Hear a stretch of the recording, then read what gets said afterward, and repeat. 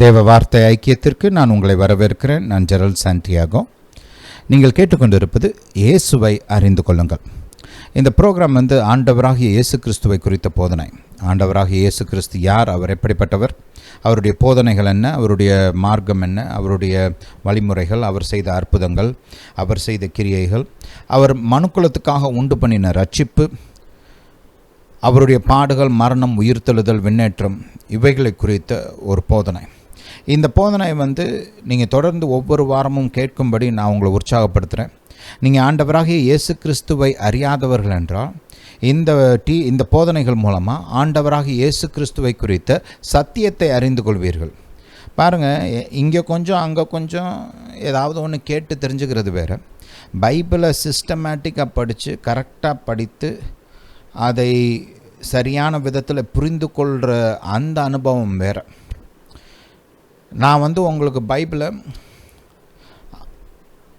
பழைய ஏற்பாடு புதிய ஏற்பாடு இவைகளின் வெளிச்சத்தில் ஆண்டவராகிய இயேசுவை பைபிளில் எப்படி சித்தரிக்கப்பட்டு இருக்கிறதோ அந்த விதத்தில் உங்களுக்கு எடுத்து போதிக்க போகிறேன். கொஞ்சமும் கூட்ட போகிறது கிடையாது, குறைக்க போகிறது கிடையாது. என்னோடய சொந்த கருத்துக்கள்லாம் இல்லை. பைபிளில் இயேசுவை குறித்து என்ன போதிக்கப்பட்டு இருக்கிறதோ அதை உங்களுக்கு எடுத்து நான் காண்பிக்க போகிறேன். அதனால் நீங்கள் தொடர்ந்து ஒவ்வொரு வாரமும் கேட்டிங்கன்னா ஆண்டவராகி இயேசு கிறிஸ்துவை குறித்த சரியான வெளிச்சத்தை பெற்றுக்கொள்வீர்கள். நீங்கள் ஒருவேளை நான் ஆல்ரெடி ரட்சிக்கப்பட்டிருக்கிறேன் அப்படின்னு சொன்னீங்கன்னா இந்த ப்ரோக்ராம் உங்களுக்கு ரொம்ப யூஸ்ஃபுல்லாக இருக்கும். ஏன்னா நம்ம ஆண்டவராக இயேசு கிறிஸ்துவை குறித்த சத்தியங்களை நல்லா ஆழமாக, விவரமாக, விளக்கமாக படிக்க போகிறோம். பழைய ஏற்பாட்டின் வெளிச்சம், புதிய ஏற்பாட்டின் வெளிச்சம் கம்பைன் பண்ணி ஆண்டவராக இயேசு கிறிஸ்துவை குறித்து நல்ல விளக்கமான விதத்தில், புரிந்து கொள்ளக்கூடிய விதத்தில் பார்க்க போகிறோம். அதனால் ஒவ்வொரு வாரமும் தொடர்ந்து கேட்டிங்கன்னா ஒரு பக்கம் ஆண்டவராக இயேசு கிறிஸ்துவை குறித்த அந்த விசுவாசத்திலையும் வெளிச்சத்திலையும் வளருவீங்க. ஆண்டவராக இயேசு கிறிஸ்துவின் கிருபையிலும் விசுவாசத்திலும் வளருவீங்க. இன்னொரு பக்கம் நீங்கள் மற்றவர்களுக்கு இயேசுவை அறிவிக்க, நீங்கள் மற்றவர்களுக்கு இயேசுவை அறிமுகப்படுத்த ஆயத்தம் செய்யப்படுவீர்கள். இன்னொன்று, உங்களுடைய விசுவாசத்தை யாராவது சேலஞ்ச் பண்ணும்போது, எதிர்த்து நிற்கும்போது, இல்லை இது எப்படி அது எப்படின்னு நிறைய பேர் நம்ம ஃபெய்த்தை சேலஞ்ச் பண்ணுறாங்க இல்லையா? அப்படி சேலஞ்ச் பண்ணும்போது அவங்களுக்கு பதில் சொல்வதற்கும் நீங்கள் ஆயத்தம் செய்யப்படுவீர்கள். அநேக நேரங்களில் உங்களுடைய நம்பிக்கைக்கான காரணத்தை மக்கள் கேட்பாங்க. அப்போ அவங்களுக்கு சரியான விதத்தில் எடுத்து சொல்வதற்கும் நீங்கள் ஆயத்தம் செய்யப்படுவீர்கள். ஒரு சிலருக்கு தெரிஞ்சுக்கணுன்னு ஆர்வம் இருக்கும். ஆனால் அநேக நேரங்களில் கிறிஸ்துவர்களுக்கு அதை எடுத்து சொல்லக்கூடிய அந்த பக்குவம் இருக்காது. அது குறித்து அந்த அறிவு அந்த அளவுக்கு நல்ல ஆழமாக இருக்காது. அதெல்லாம் மாறும். ஆழமான அறிவை பெற்றுக்கொள்வீர்கள். எடுத்து சொல்லக்கூடிய விதத்தில் நீங்கள் ஆயத்தம் செய்யப்படுவீர்கள். ஹல்லேலூயா டு ஜீசஸ். சரி, ஜெபிப்போம். பிதாவே, இயேசுவின் நாமத்தினால் வருகிறோம். தாப்பனே, நீர் பெரியவர், சர்வ வல்லவர், வானத்தையும் பூமியும் படைத்தவர். பிதாவே, நீர் எங்களுக்கு உம்முடைய வார்த்தைகளை போதிக்க வேண்டுமா ஜெபிக்கிறோம். உம்முடைய விலையேறப்பெற்ற வார்த்தைகளை எங்களுக்கு கொடுக்க வேண்டுமா ஜெபிக்கிறோம். தாப்பனே, ஆண்டவராக இயேசு கிறிஸ்துவை குறித்த ஞானம், புத்தி, அறிவு, வெளிச்சத்தினால் எங்களை நிரப்ப வேண்டுமா ஜெபிக்கிறோம். ஒரு மாபெரும் வெளிச்சத்தை ஆண்டவராக இயேசு கிறிஸ்துவை குறித்து நீர் எங்களுக்கு கொடுக்க வேண்டுமா ஜெபிக்கிறோம். கண்கள் திறக்கப்படட்டும். தாப்பனே, ஆண்டவராக இயேசு கிறிஸ்துவின் மூலமாக நீர் எங்களுக்கு செய்ய விரும்புகிற அந்த காரியங்களை குறித்தும் நாங்கள் அறிந்து கொள்ள எங்களுக்கு உதவி செய்யும். பிதாவே, ஆண்டவராக இயேசு கிறிஸ்துவின் போதனைகள், அவருடைய கிரியைகள் இன்று எங்கள் வாழ்வில் எப்படி பலனளிக்கக்கூடிய காரியமாக இருக்கிறது, எங்கள் வாழ்வை மாற்றக்கூடிய காரியமாக இருக்கிறது. ஆண்டவராக இயேசுவின் மூலமாக இன்று எங்கள் வாழ்வில் எப்படிப்பட்ட நன்மைகளும் ஆசீர்வாதங்களும் உண்டாகும் என்பதை நீர் எங்களுக்கு வெளிப்படுத்த வேண்டுமா ஜெபிக்கிறோம். பிதாவே, இந்த காலத்திற்கு எங்களுக்கு தேவையான சரியான வார்த்தைகளை கொடுக்க வேண்டுமா ஜெபிக்கிறோம். எங்கள் வாழ்க்கைக்கு தேவையான பதில்களை வெளிப்படுத்த வேண்டுமா ஜெபிக்கிறோம். பிதாவே, நீர் உம்முடைய பலத்த கரத்தை நீட்டி என்னுடைய சத்தத்தை கேட்டுக்கொண்டு இருக்கிற ஒவ்வொருவரையும் தொட வேண்டுமா ஜெபிக்கிறேன். அவங்களுக்கு எந்த இடத்துல உதவி தேவையோ அந்த இடத்துல உம்முடைய உதவி உண்டாகட்டும். உம்முடைய நன்மைகள் அவங்களுக்கு வெளிப்படட்டும். உம்முடைய கிருபைகள் வெளிப்படட்டும். உம்முடைய ஆசீர்வாதங்கள் வெளிப்படட்டும். உம்முடைய தயவு அவர்களுக்கு உண்டாகட்டும். உம்முடைய பலன், சத்துவம், ஆறுதல், சமாதானம் உண்டாகட்டும். வார்த்தைகளை கேட்டுக்கொண்டு இருக்கும்போதே தாப்பனே, அவர்கள் வாழ்வில் அவங்களுக்கு தேவையான அந்த நன்மைகள் வெளிப்படட்டும். தாப்பனே, நீர் ஜீவிக்கிற தேவன், சர்வ வல்லவர், எங்கள் வாழ்வை நன்மையால் நிரப்புகிறவர். தாப்பனே, நீர் இந்த ஜனங்களின் வாழ்வை நன்மையால் நிரப்ப வேண்டுமா ஜெபிக்கிறேன். பிதாவே, நீங்கள் அப்படியே செய்கிறபடியால் ஸ்தோத்திரம். இயேசுவின் நாமத்தினால் பிதாவே, ஆமென். ஹல்லேலூயா. எதிர்பாருங்கள், நம் தேவனுடைய வார்த்தையை கேட்கும் போதே கர்த்தர் உங்கள் வாழ்வில் கிரியை செய்வார், உங்களுக்கு நன்மைகளை உண்டு பண்ணுவார். ஹல்லேலூயா. Hallelujah to Jesus. சரி, மறுபடியும் யோவான் 3ஆம் அதிகாரம் 1 வசனத்திலிருந்து 10ஆம் வசனம் வரைக்கும் வாசிப்போம். போன வாரம் மறுபிறப்பு என்றால் என்ன அப்படின்ற ஒரு டாப்பிக்கில் நம்ம ஆண்டவராகிய இயேசுவின் போதனையை தியானிக்க ஆரம்பித்தோம். ரைட். நம்ம ஆண்டவராக இயேசு கிறிஸ்துவை குறித்து 4 பிரதானமான வெளிப்பாடுகளை முதலையே பார்த்தோம் இல்லையா? ஆண்டவராகிய இயேசு நித்திய தேவன், ஆண்டவராகிய இயேசு தேவகுமாரன், ஆண்டவராகிய இயேசு வாக்கு பண்ணப்பட்ட மெசியா, ஆண்டவராகிய இயேசு மனுஷகுமாரன். அவர் தேவனாக இருந்தும் இந்த பூமிக்கு வரும்போது தன்னையே வெறுமையாக்கி தன்னுடைய மகிமை, தன்னுடைய தெய்வீக வல்லமை இதெல்லாம் எடுத்து ஓரம் வச்சுட்டு ஒரு மனிதனாக இந்த பூமிக்கு நமக்கு நித்திய மீட்பை உண்டு பண்ணியிருக்கிறார். ரைட். இது ஆண்டவராக இயேசு கிறிஸ்துவை குறித்த 4 பிரதானமான வெளிப்பாடுகள். இதைத்தான் நம்ம முதல்ல பார்த்தோம். அடுத்து அவருடைய குழந்தை பருவம், அதுக்கப்புறம் அவருடைய ஊழியத்தின் ஆரம்பம், இதெல்லாம் நம்ம பார்த்துக்கிட்டு வரோம். இப்போ போன வாரத்தில் ஆரம்பித்து மறுபிறப்பு. ஏன்னா இங்கே நிக்கோதேமு ஆண்டவராக இயேசுவிடத்தில் பேசுகிறார். அவர்கிட்ட ஆண்டவராக இயேசு இந்த மறுபிறப்பை குறித்து போதிக்க ஆரம்பிக்கிறார். அதைத்தான் போன வாரம் நம்ம கவனித்தோம். இந்த இதெல்லாம் நீங்கள் ஆல்ரெடி கேட்கல அப்படின்னா நம்முடைய காட்ஸ் வேர்ட் ஃபெலோஷிப் யூடியூப் சேனலுக்கு போனீங்கன்னா அங்கே இதுக்குன்னே பிளேலிஸ்ட் க்ரியேட் பண்ணி வச்சுருக்கிறோம். நீங்கள் அங்கே போய் இந்த மெசேஜஸ்லாம் எப்போனாலும் கேட்கலாம். உங்களுக்கு ரொம்ப பிரயோஜனமாக இருக்கும். எல்லா மெசேஜஸுமே அங்கே உங்களுக்கு ஃப்ரீயாக அவைலபிளாக இருக்குது. போய் கேளுங்க, அது உங்களுக்கு ரொம்ப பிரயோஜனமாக இருக்கும், ஆசீர்வாதமாக இருக்கும். இந்த வாரமும் தொடர்ந்து இந்த காரியத்தை பார்க்குறோம். இது பைபிளில் ஒரு ரொம்ப முக்கியமான ஒரு வேத பகுதி. மறுபிறப்பு என்பது கிறிஸ்துவத்துடைய ஒரு அதிமுக்கியமான ஒரு போதனை. அதனால் இதை நம்ம நிறுத்தி நிதானமாக ஆழமாக கவனிக்க வேண்டியது அத்தியாவசியமாக இருக்குது. ரைட். ரொம்ப முக்கியமானதாக இருக்கிறது. பொதுவாக நம்ம 10 வசனங்கள் அட் அ டைம் எடுக்கிறது கிடையாது. ஆனால் இது ஒரே டாப்பிக்கில் ஆண்டவராக இயேசு தொடர்ந்து பேசுகிறார். அதனால் இதை பிச்சு பார்த்தா நல்லா இருக்காது. 10 வசனத்தையும் வாசிச்சுட்டு அதுக்கப்புறம் படிப்படியாக நல்லா ஆழமாக தியானிக்கலாம். வாசிப்போம். 1 வசனத்திலிருந்து, யோவான் 3 1ஆம் வசனத்திலிருந்து. யூதருக்குள்ளே அதிகாரியான நிக்கோதேமு என்னப்பட்ட பரிசேயன் ஒருவன் இருந்தான். அவன் ராக்காலத்தில் இயேசுவினிடத்தில் ரபி, நீர் தேவனிடத்திலிருந்து வந்த போதகர் என்று அறிந்திருக்கிறோம். ஏனெனில் ஒருவனும் தன்னுடனே தேவன் இராவிட்டால் நீர் செய்கிற இப்படிப்பட்ட அற்புதங்களை செய்ய மாட்டான் என்றான். இயேசு அவனுக்கு பிரதியுத்தரமாக, ஒருவன் மறுபடியும் பிறவாவிட்டால் தேவனுடைய ராஜ்யத்தை காண மாட்டான் என்று மெய்யாகவே மெய்யாகவே உனக்கு சொல்லுகிறேன் என்றார்.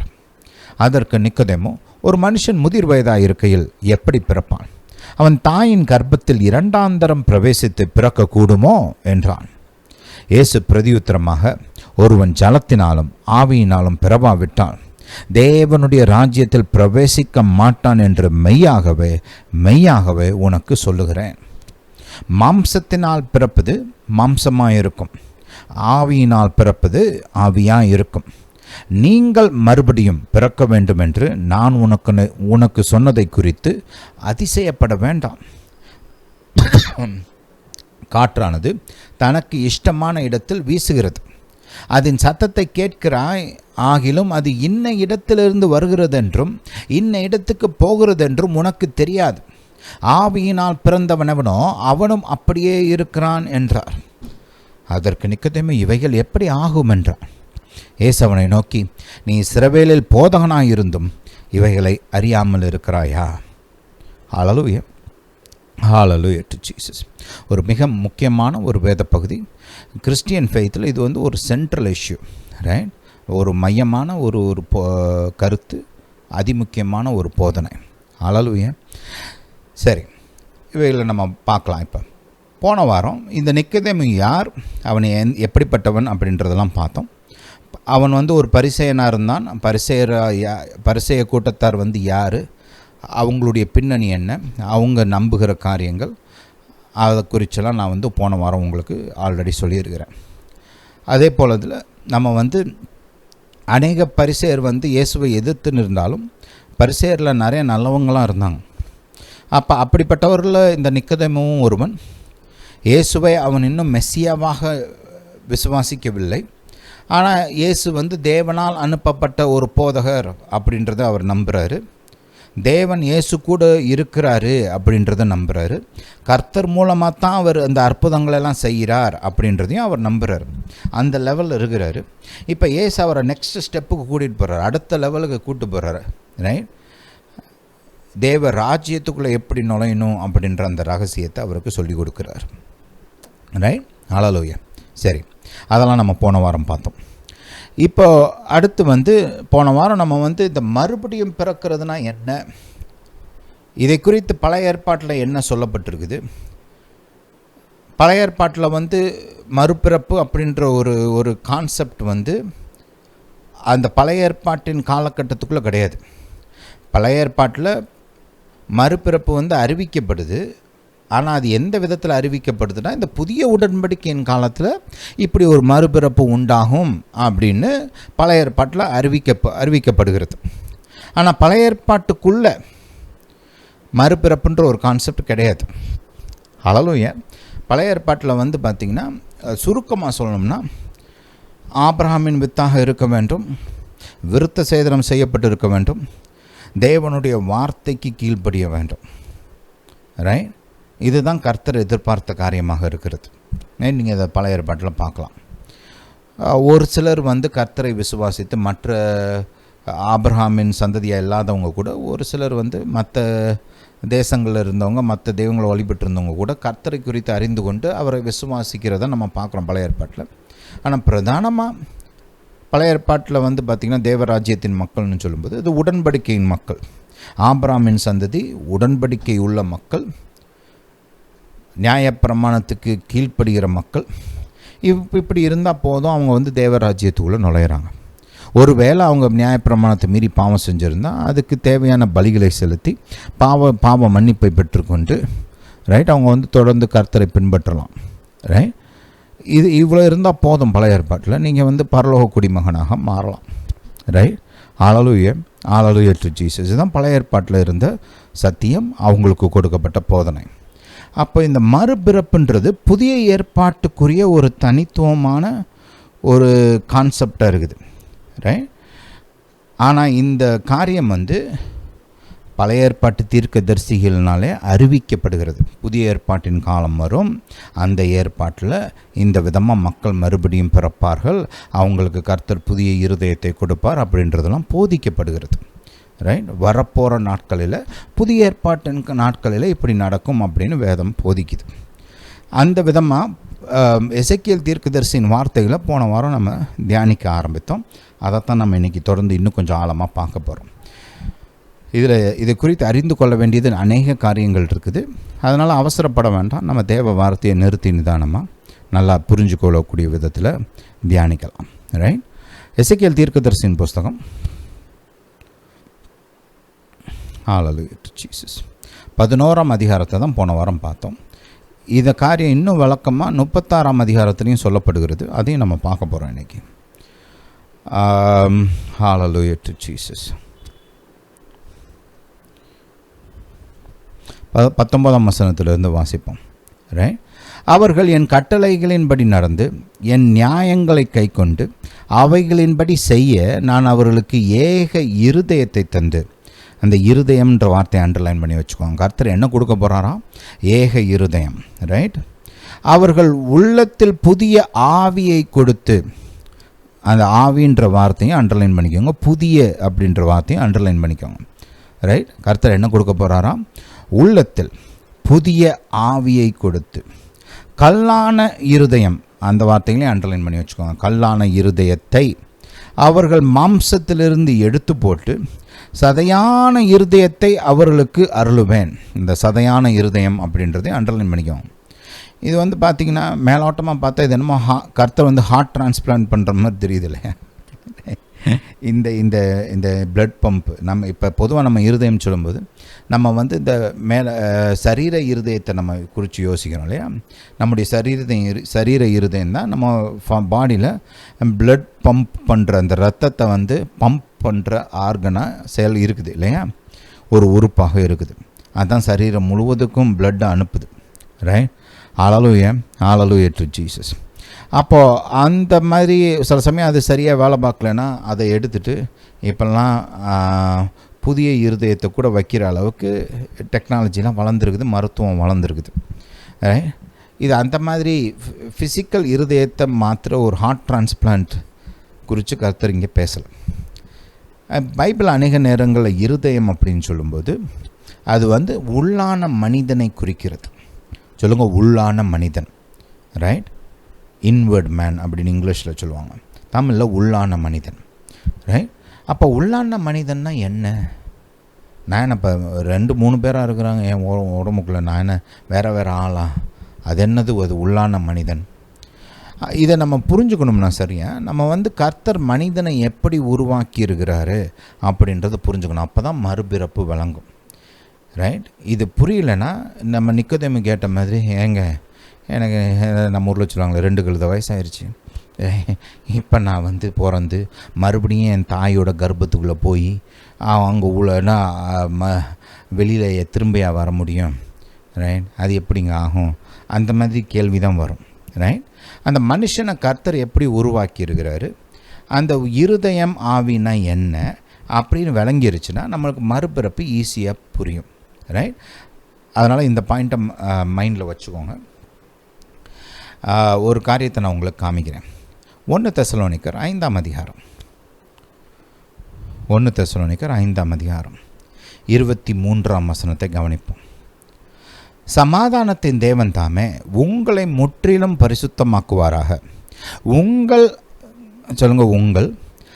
ஆவி, ஆத்துமா, சரீரம் முழுவதும் நம்முடைய கர்த்தராகிய இயேசு கிறிஸ்து வரும்போது குற்றமற்றதாக இருக்கும்படி காக்கப்படுவதாக. இந்த வசனத்தில் நம்மளுக்கு ஒரு வெளிச்சம் கொடுக்கப்படுகிறது. மனிதன் வந்து 3 பாகமாக இருக்கிறான். முதலாவது வந்து ஆவி. சொல்லுங்க, ஆவி. 2வது ஆத்துமா.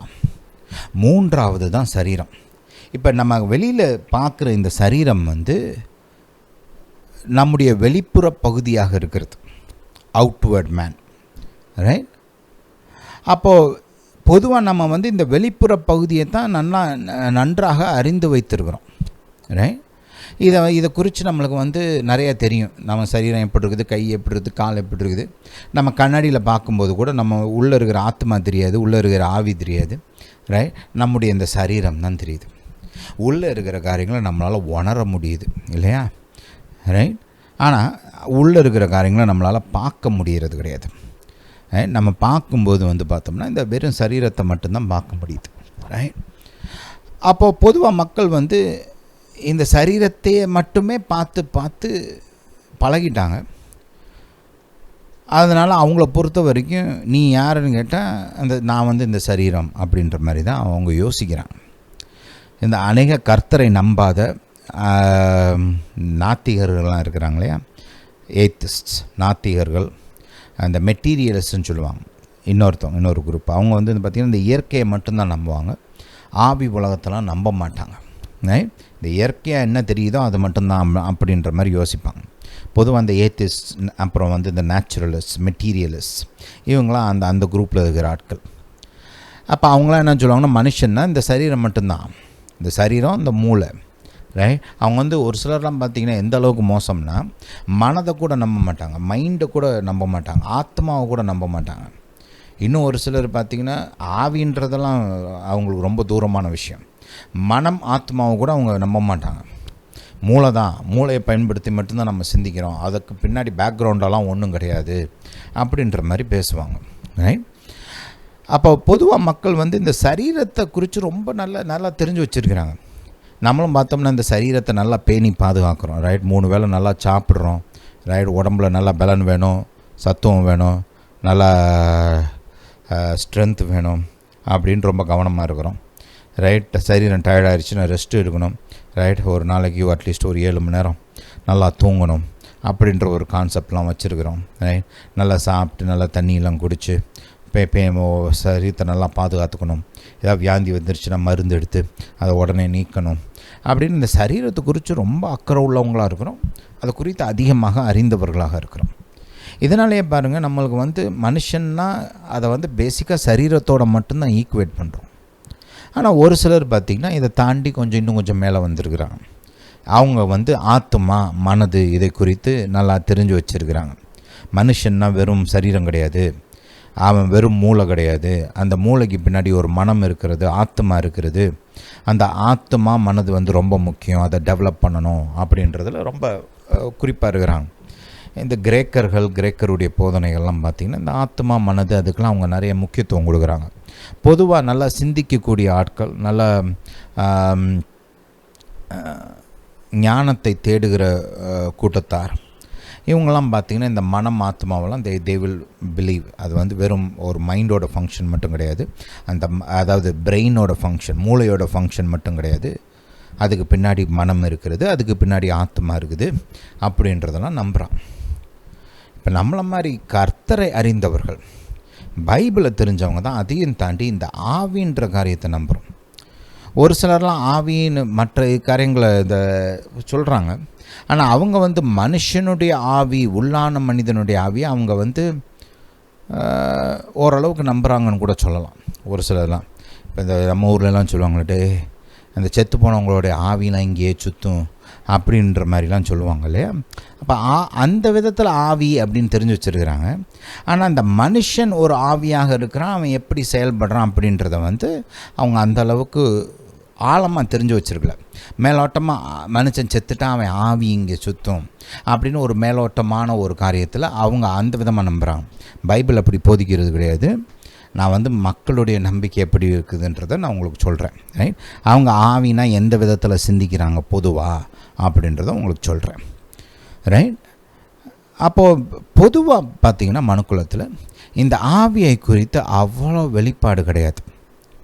பைபிளை அறிந்தவர்களுக்கு அந்த வெளிப்பாடு கொஞ்சம் அதிகமாக இருக்கிறது. அந்த ஆவி எப்படி செயல்படுது அப்படின்றதும் கொஞ்சம் நல்லா தெரிஞ்சுக்குது. ஏன்னா பைபிள் அதை குறித்து அதிகமாக போதிக்குது.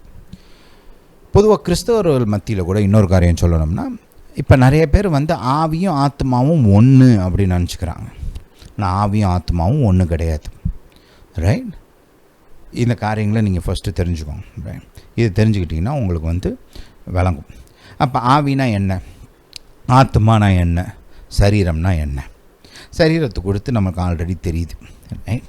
இந்த ஆத்மான்றது பார்த்திங்கன்னா உங்களுடைய மனம், உங்களுடைய சிந்தனைகள், எமோஷன்ஸ், உணர்ச்சிகள், right.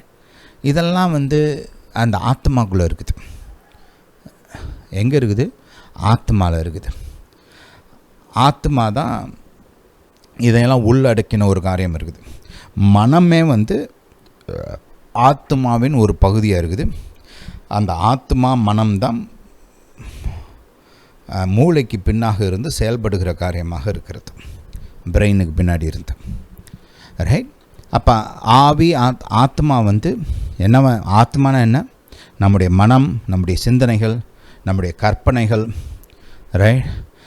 All the functions of the mind, மனதுடைய சகல கிரியைகளும் இந்த ஆத்மாவுக்குள்ளே தான் இருக்குது. உணர்ச்சிகள், எமோஷன்ஸ், இதெல்லாம் ஆத்மாக்குள்ளே தான் இருக்குது. சூஸ் பண்ணக்கூடிய அந்த எபிலிட்டி, ஒரு காரியத்தை தெரிந்து கொள்ளக்கூடிய அந்த திறன், அதுவும் ஆத்மாவில் தான் இருக்குது. எனக்கு இந்த காரியம் வேணும் அப்படின்னு சொல்லி அந்த காரியத்தை தெரிந்தெடுப்பது, இல்லை இந்த காரியம் வேணாம் அப்படின்னு சொல்லி அந்த காரியத்தை நிராகரிப்பது, இதெல்லாம் ஆத்மாக்குள்ளே இருக்குது, ரைட். ஆத்மாவை பயன்படுத்தி தான் நம்ம தெரிந்து கொள்ளுதல்கள் செய்கிறோம், ரைட். ஹல்லேலூயா. இந்த கனவு, கற்பனைகள் இதெல்லாம் அந்த ஆத்மாவுக்குள்ளே தான் நடக்கிற காரியமாக இருக்கிறது. இன்னொரு காரியம், இதுக்கும் உள்ளான ஒரு காரியம்தான் ஆவி, ரைட். ஆவி பார்த்திங்கன்னா அதுதான் நம்முடைய மெய்யான ஒரு மனிதனுடைய பிரதானமான பகுதி ஆவி. சரீரமும் கிடையாது, ஆத்மாவும் கிடையாது. வேதம் போதிக்கிறது. யோவான் எழுதின சுவிசேஷம் கவனிங்க. யோவான் எழுதின சுவிசேஷம் 4ஆம் அதிகாரம்.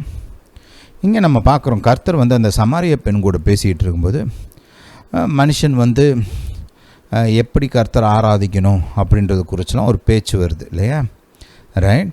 அப்போ கர்த்தர் வந்து சொல்கிறாரு, கர்த்தர் வந்து ஆவியிலும், ரைட், ஆவியோடும் உண்மையோடும் ஆராதிக்கிறவர்களை தேடுகிறார் அப்படின்லாம் சொல்கிறார் இல்லையா. அப்படி சொல்லும்போது கர்த்தரை குறித்த ஒரு வெளிப்பாட்டை ஆண்டவராகிய இயேசு கொடுக்கிறார். 24ஆம் வசனத்தை பாருங்கள். யோவான் எழுதின சுவிசேஷம் 4ஆம் அதிகாரம் 24ஆம் வசனம். தேவன் ஆவியாக இருக்கிறார். தேவன் யாராக இருக்கிறார்? ஆவியாக இருக்கிறார். ஆவியாக இருக்கிறார்னா அது என்ன, இந்த நம்ம இந்த குக்கர்லேருந்து ஒரு ஆவி வரும் பாருங்க, அந்த மாதிரி கிடையாது. ஆவியாக இருக்கிறார்னா ஸ்பிரிட் பீயிங். இந்த உலகம் வந்து இயற்கை உலகம் இருக்கிறது, ஆவிக்குரிய உலகம்னு ஒன்று இருக்குது. ஆவிக்குரிய உலகம்தான் இந்த இயற்கையின் உலகத்தை ஆளுகை செய்கிறது.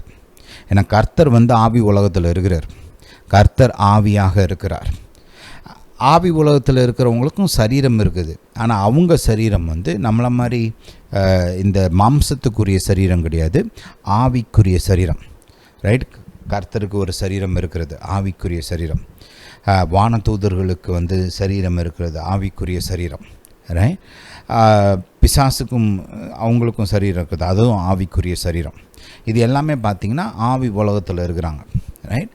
அப்போ கர்த்தர் வந்து ஆவியாக இருக்கிறார், அந்த சத்தியத்தை புரிந்து கொள்ள வேண்டும். இப்போ அவர் ஆவியாக இருக்கிறதுனால மனிதன் வந்து கர்த்தருடைய சாயலில், கர்த்தருடைய ரூபத்தில் அவருடைய பிள்ளையாக உருவாக்கப்பட்டவன், ரைட்? ஆதியாகமம் 1 அதிகாரம் பாருங்கள். ஆதியாகமம் 1 அதிகாரம் 26 27 வரைக்கும் வாசிப்போம். பின்பு தேவன் நமது சாயலாகவும் நமது ரூபத்தின்படியையும் மனுஷனை உண்டாக்குவோமாக. அவர்கள் சமுத்திரத்தின் மச்சங்களையும் ஆகாயத்து பறவைகளையும் மிருக ஜீவன்களையும் பூமி அனைத்தையும் பூமியின் மேல் ஊறும் சகல பிராணிகளையும் ஆளக்கடவர்கள் என்றார். தேவன் தம்முடைய சாயலாக மனுஷனை சிருஷ்டித்தார், அவனை தேவ சாயலாகவே சிருஷ்டித்தார், ஆணும் பெண்ணுமாக அவர்களை சிருஷ்டித்தார். இப்போ கர்த்தர் ஆவியாக இருக்கிறாருன்னு நம்ம பார்த்தோம். அப்போ அவருடைய சாயலில், அவருடைய ரூபத்தில் உருவாக்கப்பட்ட நாமும் ஆவியாகத்தான் இருக்க வேண்டும் இல்லையா? அல்லேலூயா. இல்லைன்னா எப்படி அவருடைய பிள்ளைகளாக அவருடைய சாயலில் அவருடைய ரூபத்தில் இருக்க முடியாது, ரைட்? நாம் குடியிருப்பதுக்கு கொடுக்கப்பட்ட ஒரு வீடு இந்த சரீரம். இந்த சரீரத்துக்கு வந்து 3 ஃபங்க்ஷன் இருக்குது, ரைட்? நம்ம இயற்கையாக நமக்கு தெரிஞ்ச இந்த பயாலஜி அதெல்லாம் விட்டுருங்க, ரைட்? அதை தவிர்த்து இன்னும் அந்த பிப்ளிக்கலாக ஸ்பிரிச்சுவல் டீச்சிங் பார்த்திங்கன்னா ஒரு 3 பிரதானமான காரியங்கள் இருக்குது. ஒன்று வந்து பார்த்திங்கன்னா, இந்த சரீரம் வந்து நம்ம ஆவி குடியிருக்கிற ஒரு வீடாக வேதம் நமக்கு சரீரத்தை சித்தரிக்கிறது. ஹல்லேலூயா, ஹல்லேலூயா டு ஜீசஸ். இது வந்து என்னது? ஒரு வீடு. இப்போ வந்து பேதுரு சொல்கிறாரு, நான் இந்த கூடாரத்தை எடுத்து போட்டுட்டு நான் வந்து பரலோகத்துக்கு போகிறேன், ரைட்? அதாவது ஆண்டவராக இயேசுட்டு போகிறேன்ற மாதிரி சொல்கிறாரு இல்லையா? என்ன அர்த்தத்தில் சொல்கிறாருன்னா, தன்னுடைய மரணத்தை குறித்து பேசுகிறார். தன்னுடைய மரணத்தை குறித்து பேசும்போது இந்த சரீரத்தை அவர் என்னன்னு சொல்கிறாரு? கூடாரம், அதாவது வீடு அப்படின்ற மாதிரி பேசுகிறார். ஹல்லேலூயா. உதாரணத்துக்கு 2 பேதுரு 1 அதிகாரம், ஹல்லேலூயா டு ஜீசஸ், 13ஆம் வசனத்தை பார்ப்போம். நம்முடைய கர்த்தராகிய இயேசு கிறிஸ்து எனக்கு அறிவித்தபடி நான் என் கூடாரத்தை விட்டு, கூடாரம்னா தன் சரீரத்தை குறித்து சொல்கிறாரு, என் கூடாரத்தை விட்டு போவது சீக்கிரத்தில் நேரிடும் என்று அறிந்து இந்த கூடாரத்தில் நான் இருக்கும் அளவும் உங்களை நினைப்பூட்டி எழுப்பி விடுவது நியாயம் என்று எண்ணுகிறேன். ஹல்லேலூயா. அப்போ இந்த சரீரத்தை குறித்து வேதம் என்ன சொல்லுகிறது? இது வந்து ஒரு கூடாரம் என்று சொல்லுகிறது. இது வந்து ஒரு ஆலயம் என்றும் வேதம் போதிக்குது நமக்கு, ரைட்? ஆலயம்ன்றது என்ன?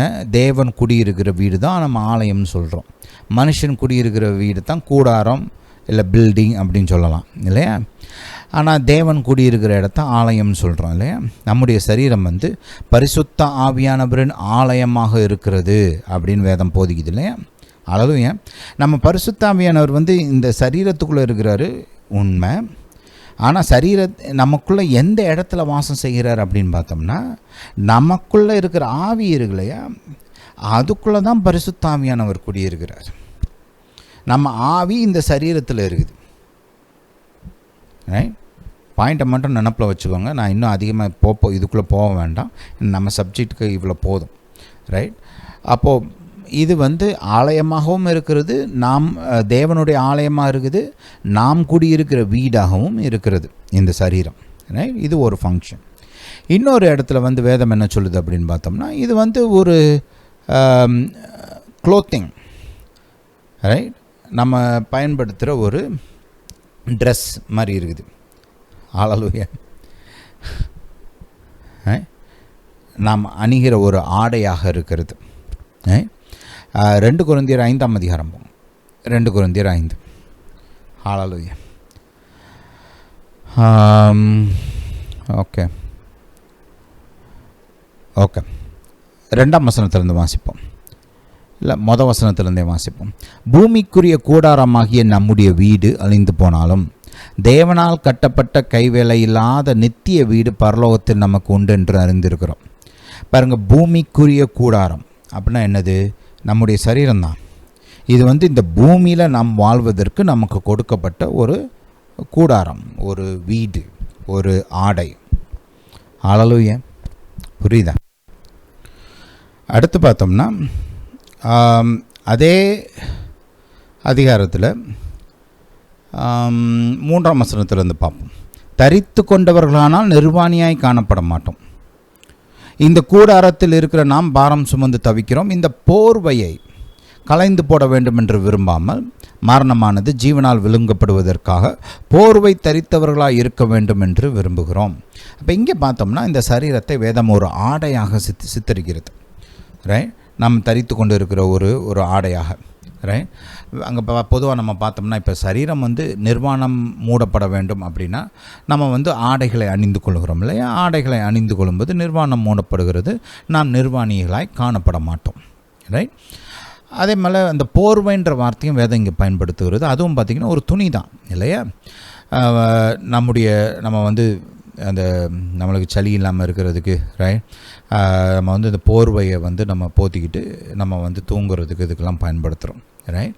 சில பேர் வந்து போர்வையெல்லாம் பார்த்திங்கன்னா அது வந்து அவங்களுடைய ஆடையின் ஒரு பகுதியாகவே அணிந்து கொள்வாங்க ஒரு சிலர்லாம்.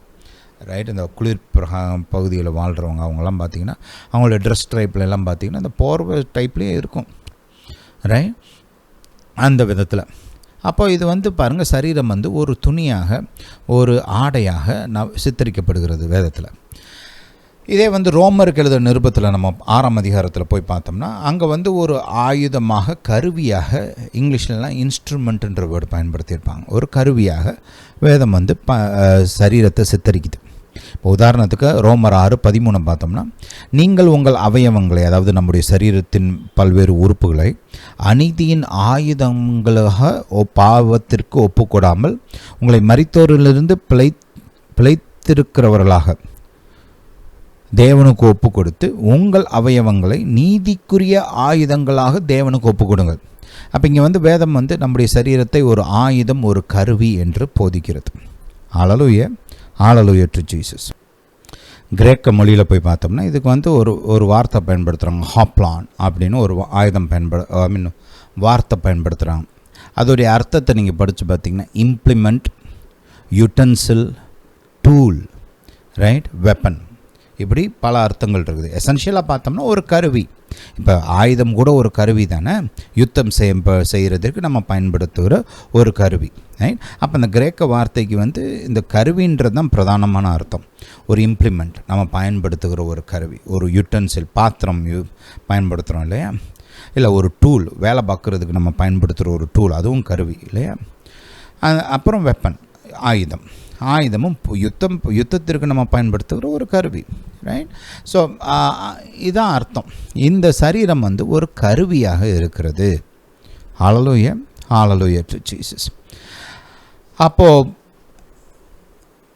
யார் இந்த கருவியை பயன்படுத்துகிறா? இந்த கருவி வந்து தானாக பயன்படுமா? எங்கேயாவது நீங்கள் பார்த்துருக்கீங்களா? கருவியாக எந்திரிச்சு வேலை பார்க்குறத எங்கேயாவது பார்த்துருக்குறீங்களா? ரைட். உங்கள் ஃபோனாக ஆன் ஆகி ஆட்டோமேட்டிக்காக, ரைட், அதுவாக வந்து ஒரு ஆப்பை ஓப்பன் பண்ணி அதுவாக ஒரு மெசேஜ் அனுப்புறதுலாம் நடக்குமா? ரைட், நடக்காது. யாராவது அதை செய்யணும் இல்லையா? ஒன்று நீங்கள் அனுப்பணும், இல்லை யாராவது உங்கள் ஃபோனை அவங்க ஹேக் பண்ணி அனுப்பணும் இல்லை? ரைட். ஆனால் யாரோ பயன்படுத்துகிறாங்க இந்த கருவியை. ரைட். ஹல்லேலூயா. இப்போ உங்கள் சேரை வந்து அது சேராக வந்து நகண்டு வந்து ரைட் அதுவாக உங்களுக்கு அடியில் வந்து உட்காந்து உங்களை உட்கார வைக்குமா உங்களை? கிடையாது இல்லையா? நீங்கள் தான் போய் அந்த சேரை எடுத்துகிட்டு வந்து ஒரு இடத்துல போட்டு அதில் உட்காரணும். ரைட். நீங்கள் ஒரு ஸ்பேனர் இருக்குது, இப்போ உங்கள் ஸ்பேனராக அதுவாக போய் உங்கள் பைக்கை ரிப்பேர் பண்ணுமா? ரிப்பேர் பண்ணாது. நம்ம தான் ஸ்பேனரை எடுத்துகிட்டு போய் பைக்கில் எதாவது ரிப்பேர் பண்ண வேண்டியதெல்லாம் ரிப்பேர் பண்ணணும். ஸ்பேனரு, ஸ்க்ரூ டிரைவரு அப்படி ஏதாவது நம்ம தான் எடுத்து பயன்படுத்தணும் இல்லையா? கருவினா அதை இன்னொருத்தர் பயன்படுத்தணும். கருவி தானாக செயல்படாது. ஹல்லேலூயா. ஹல்லேலூயா. இப்போ ரோபாட்டை கூட நம்ம ப்ரோக்ராம் பண்ணி வச்சா தான் அது வேலை பார்க்கும். நம்ம ப்ரோக்ராம் பண்ணி வைக்கலைன்னா ரோபாட்டாக தானாக வேலை பார்க்குமா?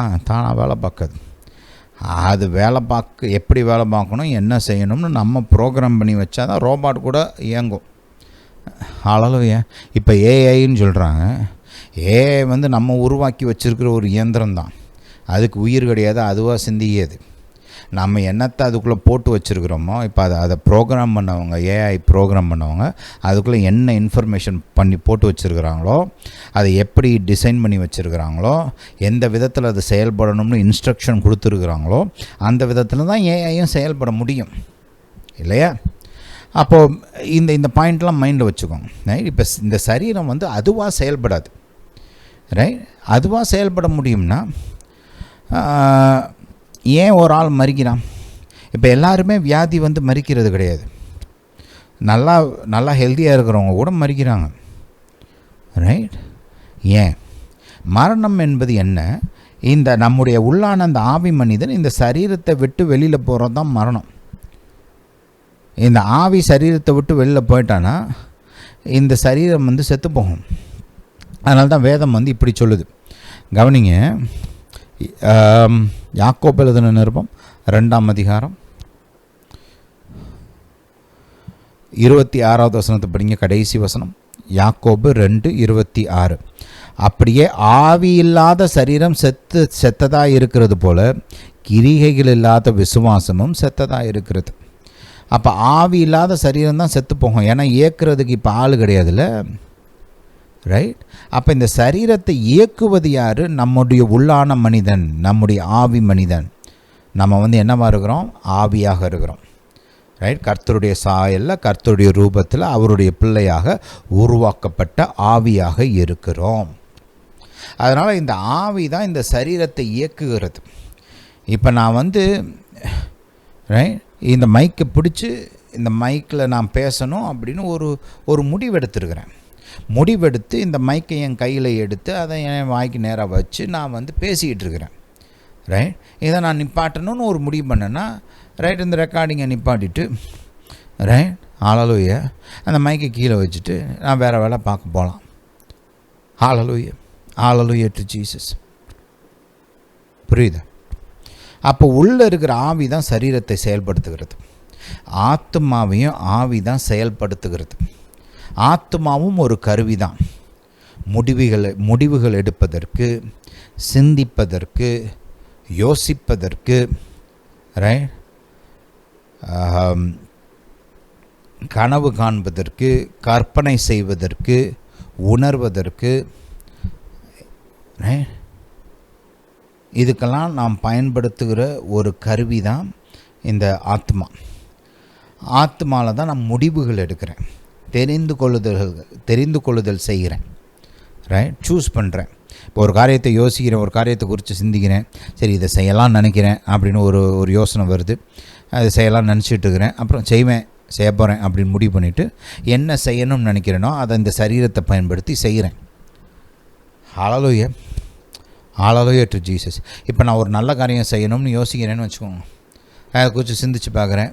சரி இது செஞ்சால் நல்லாயிருக்கும், இது நமக்கு பிரயோஜனமாக இருக்கும், மற்றவங்களுக்கும் பிரயோஜனமாக இருக்கும், சரி செய்யலாம் அப்படின்னு ஒரு முடிவு எடுக்கிறேன். முடிவு எடுத்துட்டு அதை என் சரீரத்தை பயன்படுத்தி செயல்படுத்துகிறேன். இப்போ யாருக்கோ ஏதோ உதவி இருக்குது, என்கிட்ட வந்து ஃபோன் பண்ணி நமக்கு வந்து இப்போ யாராவது நம்மள்ட்ட பணம் கேட்குறாங்கன்னு வச்சுக்குவோம். ரைட். அவங்க வந்து கொஞ்சம் தூரமாக இருக்கிறாங்க, ஒரு 2 கிலோமீட்டர் தள்ளி இருக்கிறாங்க அப்படின்னு வச்சுக்குவோம். ரைட்.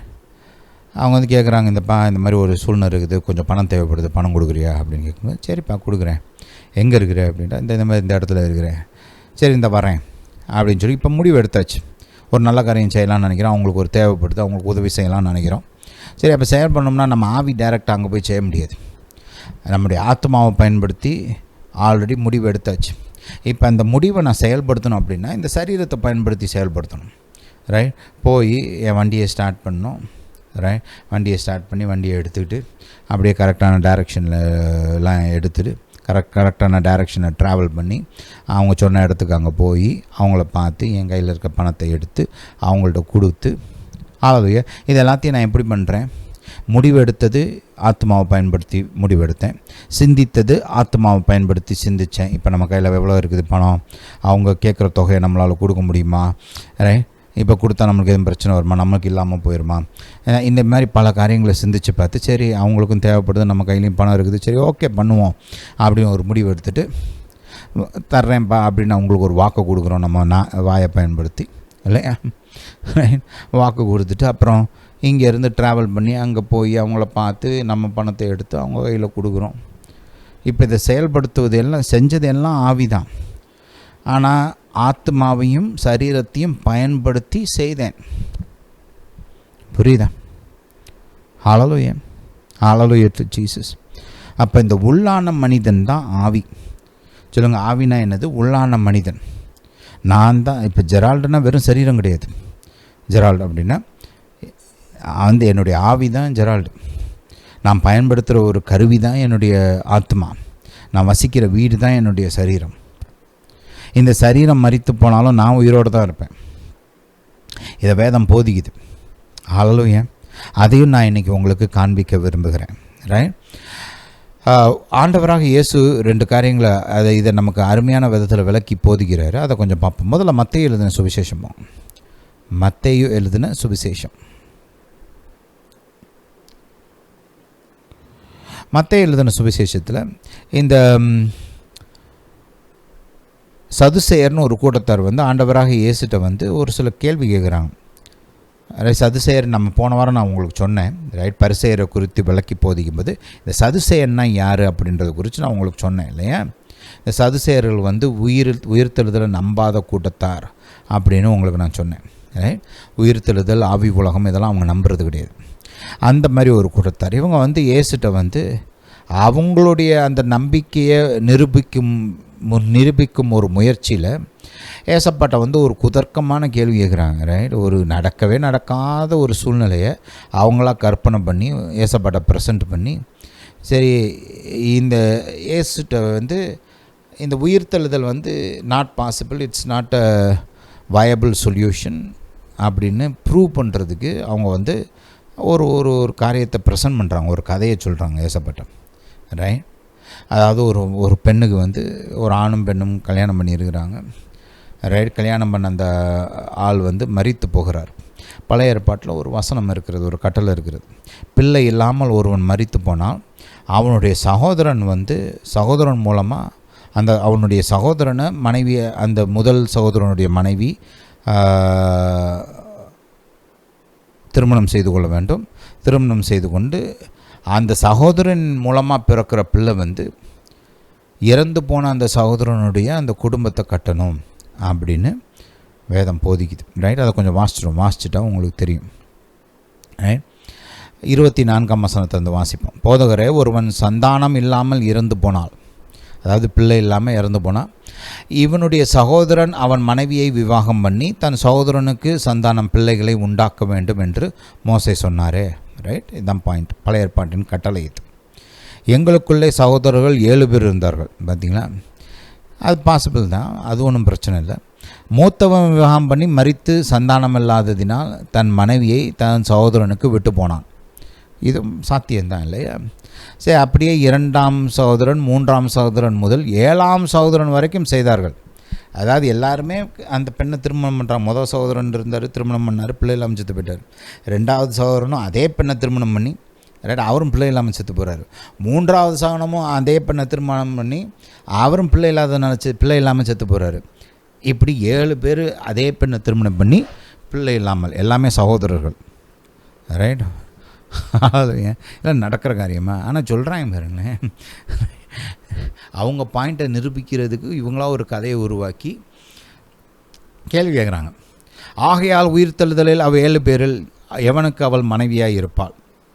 அவர்கள் எல்லாரும் அவளை விவாகம் பண்ணி இருந்தார்களே என்று கேட்டார்கள். ஏசு அவங்களுக்கு கரெக்டாக பதில் சொல்கிறார்.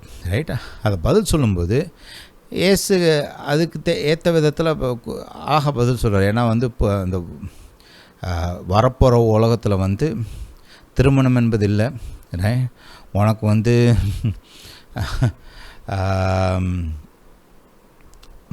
அவங்கள்ட்ட சொல்கிறாரு, அவங்க என்ன அர்த்தத்தில் கேட்குறாங்கன்றதை கர்த்தர் புரிஞ்சுக்கிறார். இவனுக்கு இந்த கேள்விக்கு பதில் வேணுன்றதுலாம் பாயிண்ட் கிடையாது. இந்த கேள்வியே உண்மையான கேள்வி கிடையாது. இவங்களாக ஏன்னா மேனுஃபேக்சர் பண்ண ஒரு கேள்வி. ஏசப்பாக்கு இது புரியுது. அதனால் அவங்கள்ட்ட கர்த்தர் இப்படி பதில் சொல்கிறார். உனக்கு வேத வாக்கியங்களும் தெரியல, தேவனுடைய வல்லமையை குறித்தும் தெரியல. இப்போ உதாரணமாக பாருங்கள், தேவன் சர்வ வல்லவர்னு அறிஞ்சால் அவரால் எல்லாம் செய்ய முடியும் அப்படின்ற ஒரு அறிவு இருந்துச்சுன்னா, உயிரோடு எழுப்ப அவரால் முடியும் அப்படின்னு நம்புறது கஷ்டம் கிடையாது. வானத்தையும் பூமியும் படைத்தவருக்கு ஒரு ஆளை உயிரோடு எழுப்புறதுன்றது என்ன பெரிய ப்ராப்ளமா? கிடையாது.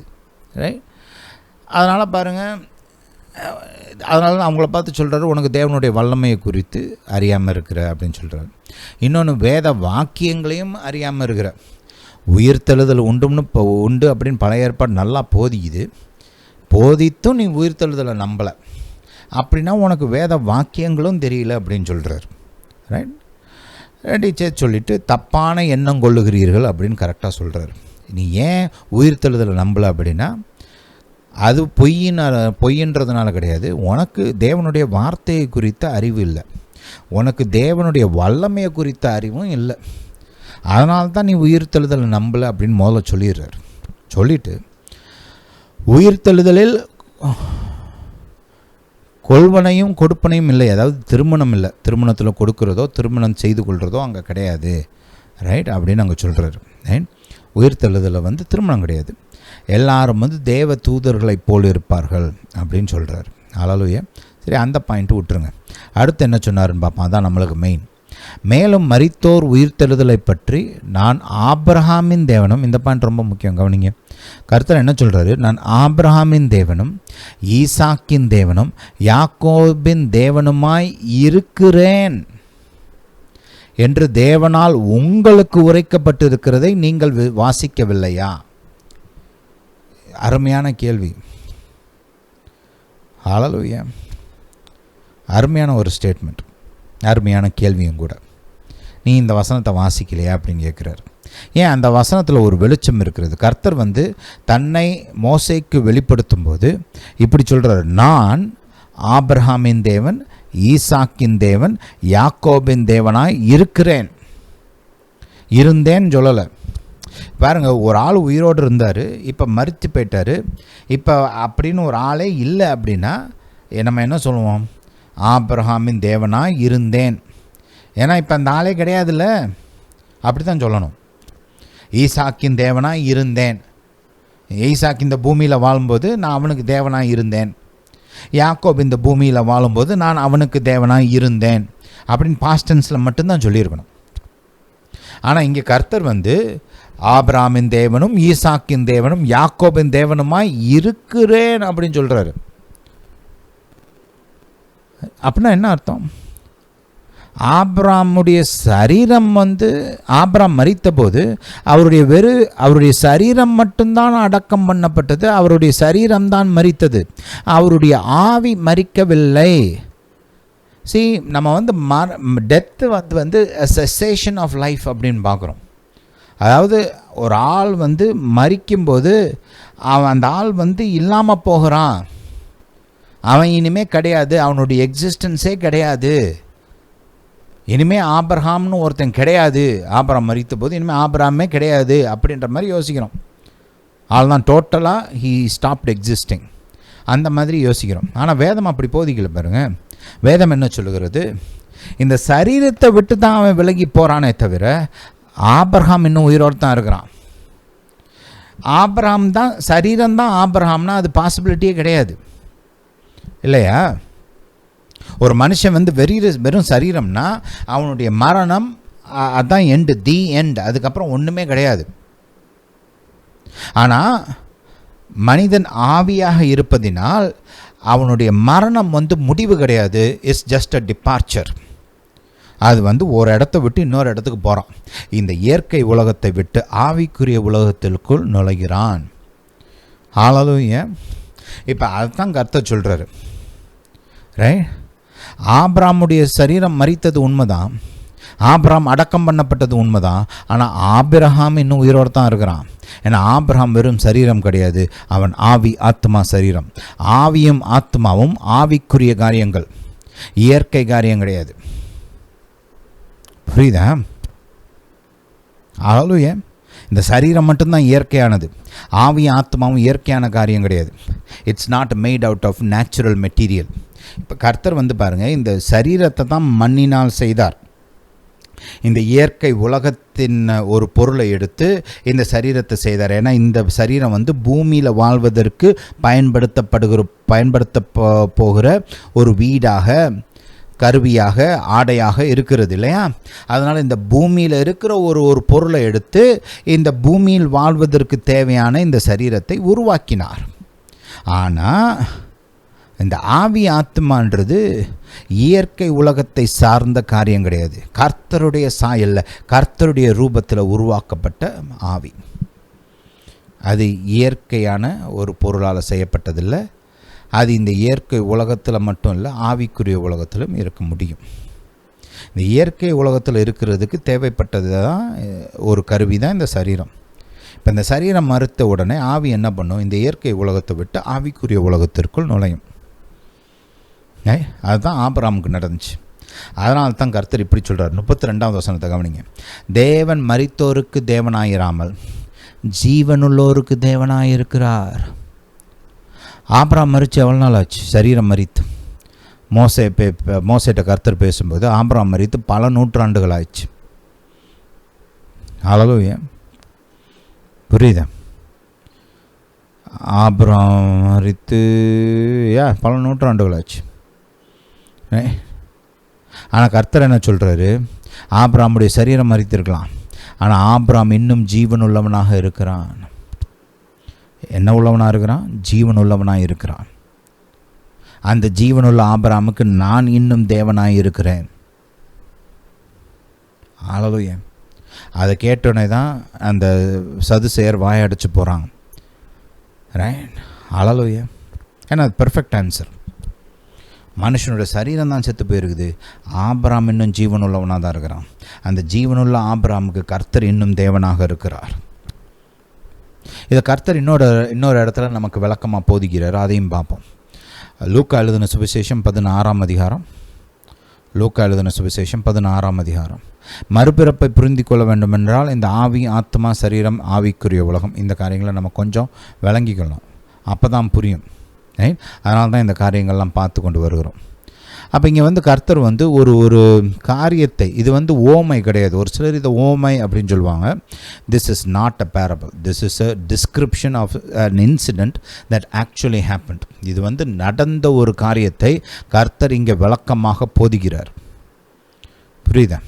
ஓமைகள்லாம் பார்த்தீங்கன்னா பாருங்கள், ஒரு விவசாயி இருந்தான், அவன் விதைக்கிறதுக்கு வெளியில் போனான் அப்படின்லாம் சொல்லுவாங்க பொதுவாக. ரைட்? இங்கே கர்த்தர் 3 ஆட்களை குறித்து குறிப்பாக சொல்கிறார். அதில் ஒன்று ஆபிரகாம். நீங்கள் இந்த பேரபிள் எல்லாம் நீங்கள் இதை பார்க்க முடியாது. ரைட்? இப்போ உதாரணத்துக்கு கர்த்தர் இந்த ப்ராடிகல் சன் அப்படின்றது தெரியும், நம்மளுக்கு தான் தெரியும் இல்லையா?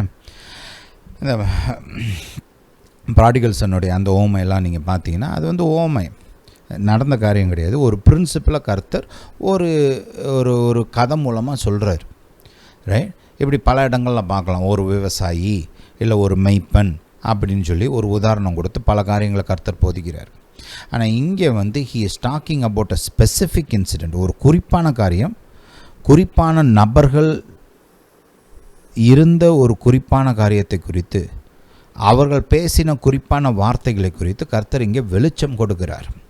இப்போ பாருங்கள், இது ஆவிக்குரிய உலகத்தில் நடக்கிற காரியம். இப்போ உதாரணமாக பார்த்தோம்னா, மோசே வாழும்போது, மோசே பைபிளை எழுதும்போது, ஆதியாகமத்தை எழுதும்போது மோசே உயிரோடு கிடையாது. சாரி, இது இப்படி சொல்லணும். ஆதியாகமத்தில் சொல்லப்பட்ட காரியங்கள் நடந்தபோது மோசே உயிரோடு கிடையாது. ஆனால் ஆவிக்குரிய வெளிச்சத்தை பெற்று பரிசுத்த ஆவியானவரின் உதவியோடு மோசே கடந்த காலத்தை பார்த்து ஆவியானவர் கொடுத்த வெளிப்பாட்டின்படி அதை ஆதியாகமத்தை நமக்கு எழுதி வச்சிருக்கிறார். இதே மாதிரி தீர்க்கதரிசிகள் பல இடங்களில் அவர் இப்படி செய்கிறத நீங்கள் பார்க்கலாம். தீர்க்கதரிசிகளுக்கு கர்த்தர் முன்பு நடந்த ஒரு காரியத்தை குறித்த வெளிச்சத்தை கர்த்தர் கொடுக்கறத நம்ம பார்க்குறோம். தீர்க்கதரிசினா வெறும் எதிர்காலத்தை குறித்து நடக்க போகிற காரியங்களை அறிவிக்கிறது மட்டும் கிடையாது, கடந்த காலத்தை குறித்த வெளிச்சத்தை கூட கர்த்தர் கொடுக்குறார். அந்த விதத்தில் ஆண்டவராக இயேசு முன்பு நடந்த ஒரு குறிப்பான காரியத்தை குறித்த வெளிச்சத்தை இங்கே நமக்கு ஒரு காரியத்தை அறிவிக்கும்படி போதிக்கிறார். Hallelujah, hallelujah to Jesus. So this is not a parable. அதே மாதிரி இங்கே இந்த நரகம் என்று போதிக்கப்படுறதெல்லாம் ஒரு கற்பனையான இடம்லாம் கிடையாது. இயேசு நரகத்தை குறித்து திட்டமும் தெளிவுமாக பைபிள் முழுசாக போதிச்சிருக்கிறாரு. அது கற்பனையான இடம்லாம் கிடையாது. ஏதோ ஒரு வேதனை நிறைந்த இடம், அந்த வேதனை நிறைந்த இடம்னு சொல்கிறதுக்கு இவர் நெருப்பு அப்படி இப்படின்னு சொல்கிறாரு. ஒரு ஒரு ஒரு நமக்கு புரியக்கூடிய விதத்தில், அந்த கொடுமையை புரியக்கூடிய விதத்தில் இவர் நரகம் இப்படி ஏன்னா நெருப்பு அனல் அப்படின்லாம் சித்தரிக்கிறாரு. அப்படிலாம் கிடையவே கிடையாது. வேதம் பைபிள் நரகத்தை குறித்து திட்டமும் தெளிவுமாக கரெக்டாக நமக்கு அறிவிச்சிருக்குது.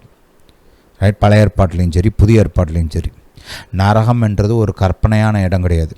நரகம் எப்படிப்பட்டது, அங்கே என்ன இருக்குது, எப்படிப்பட்ட கொடுமை உண்டாகும் அப்படின்றத வேதம் திட்டமும் தெளிவுமாக போதிக்கிறது. புரியுதா?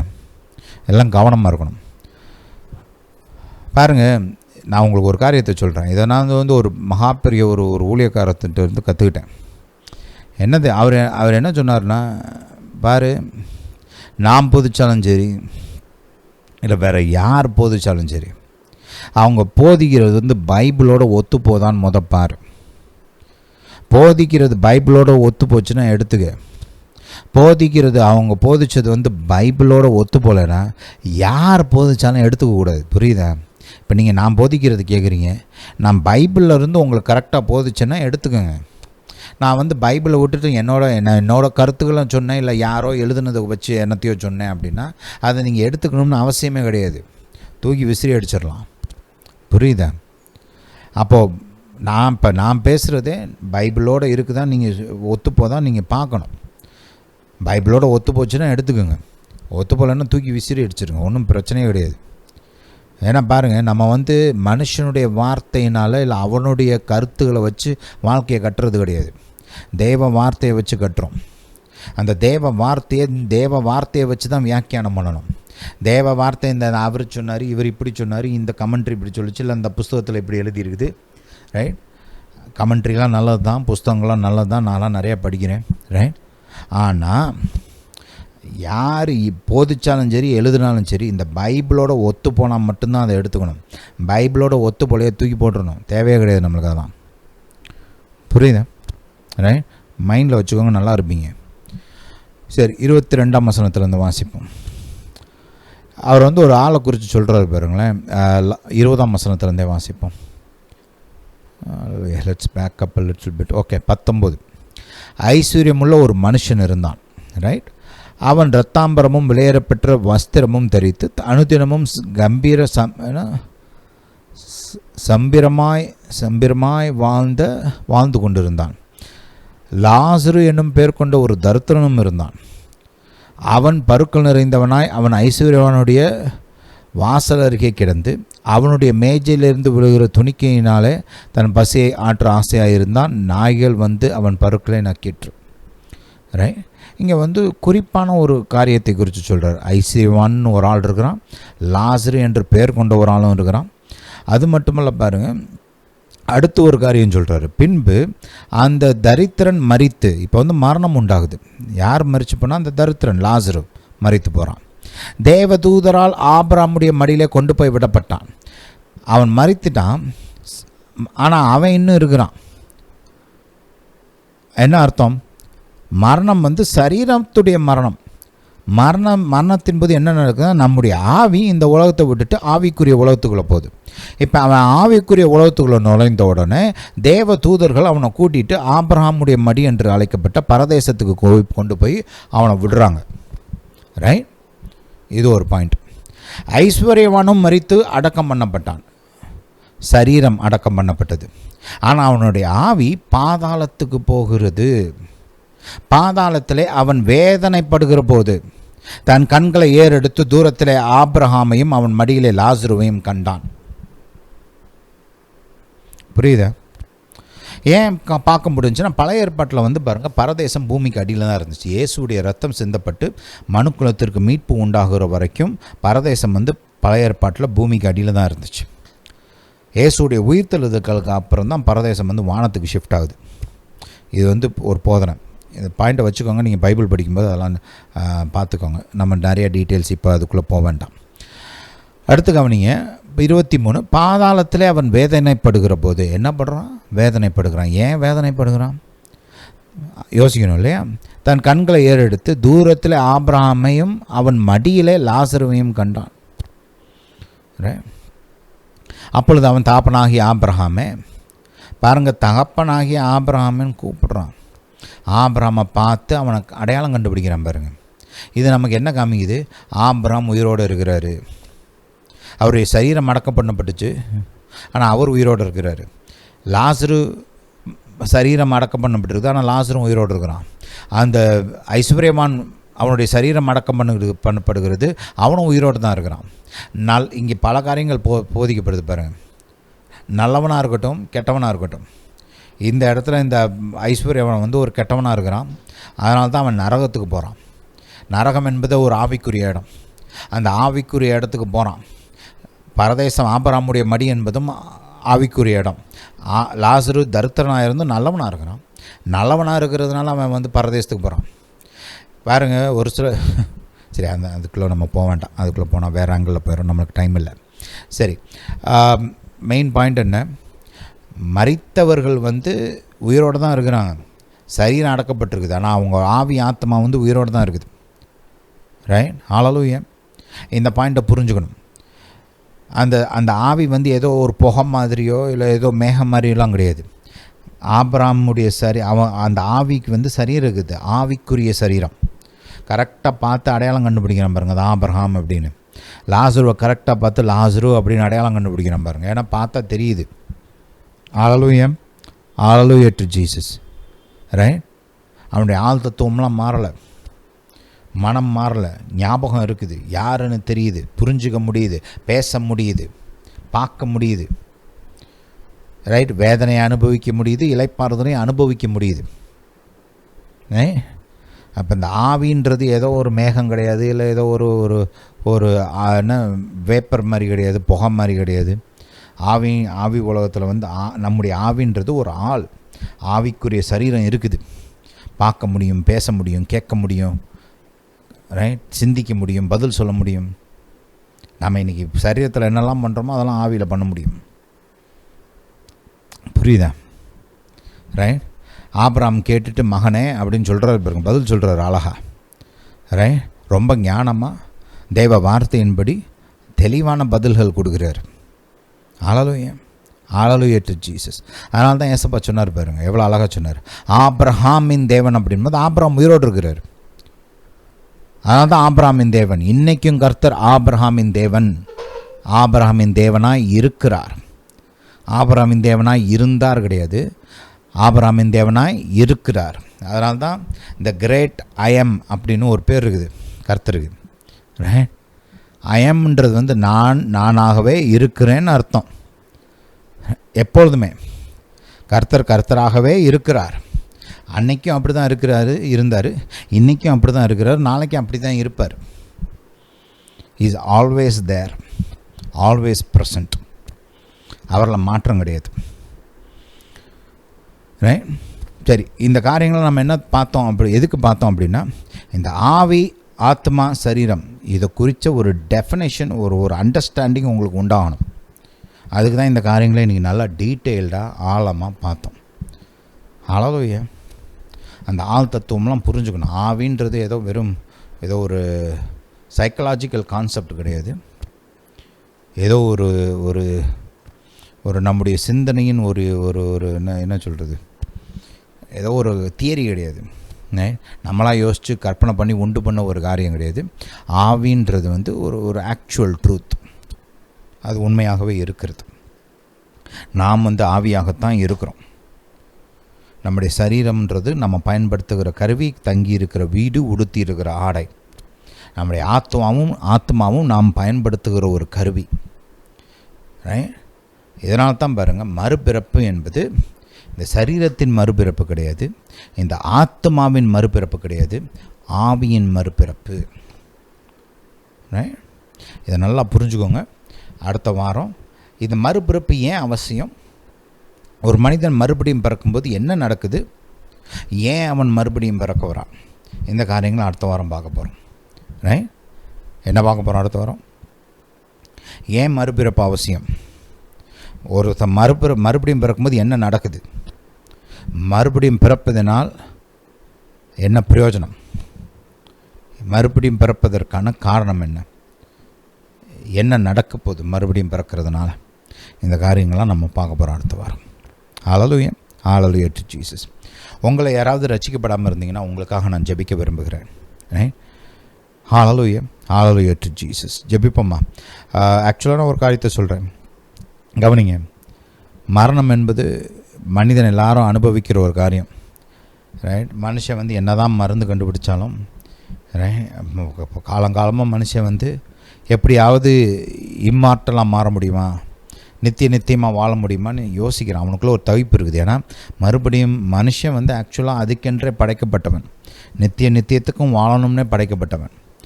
மனுஷனுடைய பாவத்தினால் இப்போ பூமிக்குள்ளே மரணம் வந்திருக்குது. இப்போ மரணம் என்பது நிச்சயம். மரணத்துக்கு அப்புறம் நம்ம வந்து அப்படியே மொத்தமாக அழிஞ்சு போகிறது கிடையாது. மரணத்துக்கு அப்புறம் ஏதாவது ஒரு இடத்துக்கு போகிறோம். ஒன்று பரலோகத்துக்கு போகிறோம், இல்லை நரகத்துக்கு போகிறோம். நீங்கள் பரலோகத்துக்கு போக வேண்டும் என்றால் ஆண்டவராகிய இயேசு மாத்திரமே வழி, வேறு வழியே கிடையாது. இயேசு மூலமாக மட்டுமே நீங்கள் பரலோகத்துக்கு போக முடியும். அப்போ நீங்கள் பரலோகம் போக வேண்டும் என்றால் இயேசுவை உங்களுடைய சொந்த கர்த்தராக ஏற்றுக்கொள்ள வேண்டும். ஏற்றுக்கொண்டீர்கள் என்றால் நீங்கள் ரட்சிக்கப்படுவீர்கள். நீங்கள் மரிக்கும்போது பரலோகத்திற்கு போவீர்கள். ஹல்லேலூயா.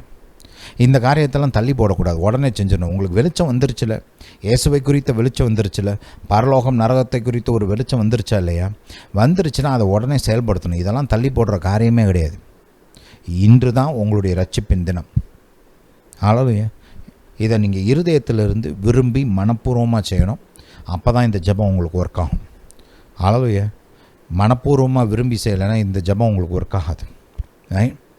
நீங்கள் மறுபடியும் பிறக்க வேண்டும் என்றால் இந்த ஜெபத்தை விரும்பி இருதயத்திலிருந்து ஏறெடுக்க வேண்டும். சரிங்களா? என்னோட கொடுத்து சேர்ந்து ஜெபிங்க. பிதாவே, இயேசுவின் நாமத்தினால் வருகிறேன்.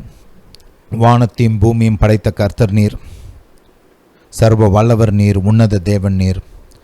பிதாவே, நீர் என் மீது அன்பு கூர்ந்து ஆண்டவராகிய இயேசுவை இந்த பூமிக்கு அனுப்பினீரே, உமக்கு ஸ்தோத்திரம். நான் அழிந்து போகாமல் நித்திய ஜீவனை அடைய வேண்டும் என்று விரும்பி ஆண்டவராகிய இயேசுவை நீர் அனுப்பினீரே, உமக்கு ஸ்தோத்திரம். ஆண்டவராகிய இயேசு தேவகுமாரன் என்பதை நான் விசுவாசிக்கிறேன். ஆண்டவராகிய இயேசு மெய்யான மெசியா என்பதை நான் விசுவாசிக்கிறேன். ஆண்டவராகிய இயேசு எனக்காக என்னுடைய பாவத்து நிமித்தம் சிலுவையிலே மரித்தார் என்பதை விசுவாசிக்கிறேன். 3ஆம் நாள் அடக்கம் பண்ணப்பட்டார், 3ஆம் நாள் உயிரோடு கூட எழும்பினார் என்பதை நான் விசுவாசிக்கிறேன். ஆண்டவராகிய இயேசுவின் இரத்தம் என்னுடைய பாவங்களை போக்கும் என்பதை நான் விசுவாசிக்கிறேன். இப்பொழுது ஆண்டவராகிய இயேசுவை என்னுடைய கர்த்தராக, என்னுடைய இரட்சகராக நான் ஏற்றுக்கொள்கிறேன். இப்பொழுது ஆண்டவராகிய இயேசுவை தைரியமாய் அறிக்கை செய்கிறேன். இயேசுவே என் கர்த்தர், இயேசுவே என் இரட்சகர். பிதாவே, உம்முடைய வார்த்தையின்படி நான் இப்பொழுது ரட்சிக்கப்பட்டிருக்கிறபடியால் ஸ்தோத்திரம். பிதாவே, உம்முடைய பிள்ளையாக நீர் என்னை மாற்றினபடியால் ஸ்தோத்திரம். உம்முடைய குடும்பத்தானாக என்னை ஏற்றுக்கொண்டபடியால் ஸ்தோத்திரம். பிதாவே, இனி நீர் என் வாழ்வை வழிநடத்த வேண்டுமா ஜெபிக்கிறேன். எனக்கு உம்முடைய வார்த்தைகளையும் வழிமுறைகளையும் பாதைகளையும் போதிக்க வேண்டுமா ஜெபிக்கிறேன். பிதாவே, ஜெபிக்க எனக்கு கற்றுக் கொடுக்க வேண்டுமா ஜெபிக்கிறேன். ஒரு நல்ல சபைக்கு, பைபிளை நன்றாக போதிக்கிற ஒரு சபைக்கு நீர் என்னை வழிநடத்த வேண்டுமா ஜெபிக்கிறேன். பிதாவை நீங்கள் அப்படியே செய்கிறபடியாக ஸ்தோத்திரம். இயேசுவின் நாமத்தினால் பிதாவே, ஆமென். ஹல்லேலூயா, ஹல்லேலூயா டு ஜீசஸ். நீங்கள் இந்த ஜெபத்தை செஞ்சுருந்தீங்கன்னா ரட்சிக்கப்பட்டிருக்கிறீங்க. ஒவ்வொரு நாளும் டெய்லி பைபிள் படிங்க. பழைய ஏற்பாடு புதிய ஏற்பாடு ரெண்டையும் படிங்க. ரொம்ப முக்கியம். பைபிளை படிக்காமல் கிறிஸ்துவ வாழ்க்கை வாழவே முடியாது. அனுதினமும் நீங்கள் பரலோக தேவனிடத்தில், பிதாவிடத்தில் இயேசுவின் நாமத்தினால ஜெபிக்க வேண்டும். ரைட்? உங்கள் குடும்பத்தை குறித்து பேசுங்க, உங்கள் வாழ்க்கையை குறித்து பேசுங்க, வேலையை குறித்து பேசுங்க, தொழிலை குறித்து பேசுங்க, உங்கள் இருதயத்தின் விருப்பங்கள், ஆசைகள், எண்ணங்கள், ஏக்கங்கள், கனவுகள், கற்பனைகள், எதிர்பார்ப்புகள் எல்லாத்த குறித்தும் கருத்துட்டு பேசுங்க. ரைட்? நீங்கள் சந்திக்கிற பிரச்சனைகள், செய்ய வேண்டிய காரியங்கள், சாதிக்க விரும்புகிற காரியங்கள், இதை குறித்துலாம் கருத்துட்டு பேசுங்க. அவருடைய உதவியை கேளுங்க, அவருடைய ஞானத்தை கேளுங்க. அவர் உங்களுக்கு உதவி செய்வார். ஹல்லேலூயா. அது மட்டுமல்ல, நல்ல பைபிளை போதிக்கிற ஒரு சபையில் போய் ஜாயின் பண்ணுங்க. மற்ற கிறிஸ்தவர்களுடைய ஐக்கியம் உங்களுக்கு ரொம்ப முக்கியம். கிறிஸ்தவ வாழ்க்கைக்கு அது அத்தியாவசியமாக இருக்கிறது. அதனால் அதை செய்யுங்க. கர்த்தர் உங்களை வழிநடத்துவார். உங்கள் வாழ்க்கை நன்றாக அமையும். ஹல்லேலூயா. ஒவ்வொரு வாரமும் இந்த இயேசுவை அறிந்து கொள்ளுங்கன்ற இந்த மெசேஜ் நான் போதிக்கிறேன். சண்டே பப்ளிஷ் பண்ணுறேன். கட்டாயமாக கேளுங்க, உங்களுக்கு மிகவும் பிரயோஜனமாக இருக்கும். அது மட்டும் இல்லாமல் வாரம் பூரா பல விதங்களில் தேவனுடைய வார்த்தையை நான் பப்ளிஷ் பண்ணுறேன். இந்த காட்ஸ் வேர்ட் ஃபெலோஷிப் யூடியூப் சேனலில் போய் நீங்கள் கேட்கலாம். மிகவும் பிரயோஜனமாக இருக்கும், ஆசீர்வாதமாக இருக்கும். உங்கள் வாழ்க்கை கட்டப்படும், வாழ்வில் நன்மைகள் உண்டாகும், ஆசீர்வாதம் உண்டாகும். ஆண்டவராக இயேசு கிறிஸ்துவை அறிந்து கொள்வீர்கள். தேவனுடைய சித்தத்தை நிறைவேற்ற உங்களுக்கு பலனும் ஞானமும் உண்டாகும். ஹல்லேலூயா, ஹல்லேலூயா டு ஜீசஸ். இந்த போதனைகளை கேட்டபடியால் நன்றி. கர்த்தர் உங்களை ஆசீர்வதிப்பாராக. நம்முடைய இயேசு ராஜா சீக்கிரம் வருகிறார்.